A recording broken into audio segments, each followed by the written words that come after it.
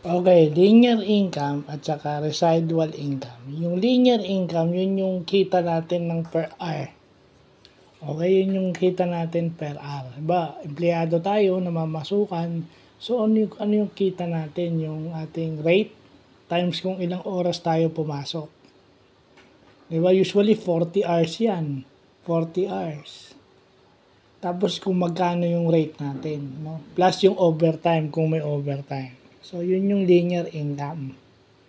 Yung yun yung monthly sweldo mo, linear income ang tawag. Yung residual income naman, yun yung ibang tawag sa passive income. Ibig sabihin nun, yun yung kita mo kapag ka naibawas na yung linawin ko yung residual income, ang definition nun, income mo yun kapag ka nabawas na yung deductibles o yung mga expenses and other deductibles, yung taxes and everything, yun yung income mo. Pero ang ibang tawag doon is passive income.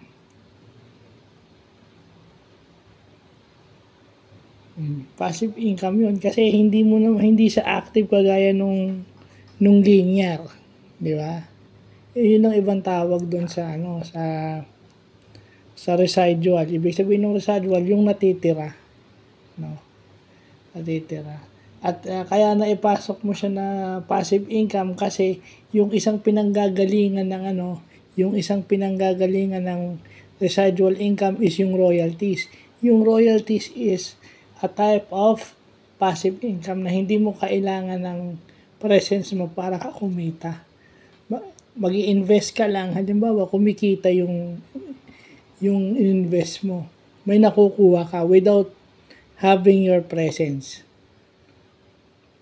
there at the actual office, di ba? Parang ganun ang nangyayari. So, magandang nalalaman natin 'yan, no? Actually, meron nga ako nakuha dito, di ba, yung employee. Yeah, yung ano ng employee na sama ko na rin. Yung employee, business owner,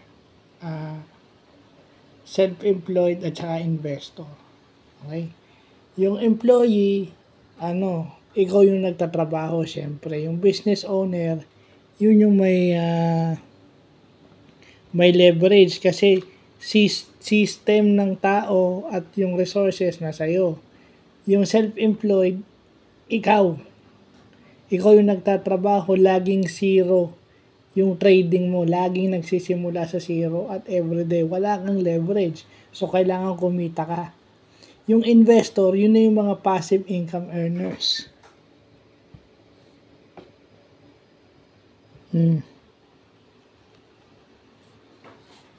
So, yun yung mga hindi na ituturo sa school. Linear and residual income plus yung mga additional concept. Yeah. Yung pagkakaiba ng employee, pagkakaiba ng business owner, self-employed at investor. O yung E EBSI. So, yun lang po.